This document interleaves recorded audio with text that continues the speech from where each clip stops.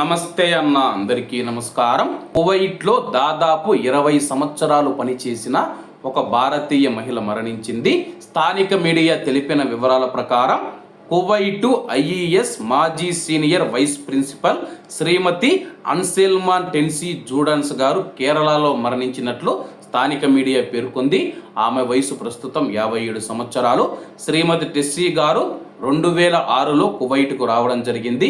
కువైట్కు వచ్చిన తర్వాత ఐఈఎస్ భవన్స్ ప్రారంభం నుంచి దానితో అనుబంధం కలిగి ఉన్నారు.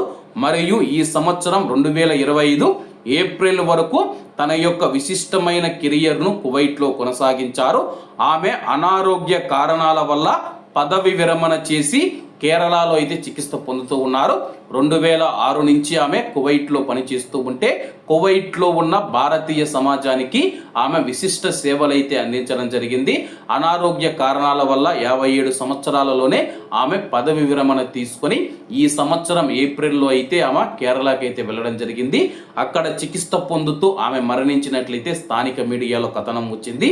కేరళలోని కొచ్చిన్కు చెందిన ఆమెకు ఒక భర్త మరియు ఒక కుమారుడు ఉన్నారని చెప్పేసి, ఆమె చాలా సౌమ్యురాలు మరియు అలాగే ఆమె గురువు అని చెప్పేసి, అలాగే ఆమె తాను పనిచేసిన ప్రతి పనిలోని యువకుల జీవితాలను తీర్చిదిద్దారని చెప్పేసి, గౌరవనీయురాలైన ఆమె భారతీయ సమాజాన్ని, ముఖ్యంగా యువకుల జీవితాలు ఏవైతే ఉన్నాయో వాళ్ళ మీద ఫోకస్ చేసి వాళ్ళని తీర్చిదిద్దారని చెప్పేసి, అలాగే ఆమె మరణానికి తమ యొక్క ప్రగాఢ సానుభూతిని తెలియజేస్తూ ఐఈఎస్ యాజమాన్యం ఒక సంతాప సందేశంలో పేర్కొనడం జరిగింది.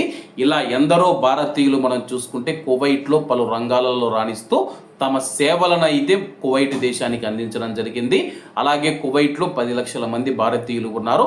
10 లక్షల మంది భారతీయులు కూడా రాత్రి పగలు మనం చూసుకుంటే కువైట్ దేశ అభివృద్ధికి పనిచేస్తూ ఉన్నారు.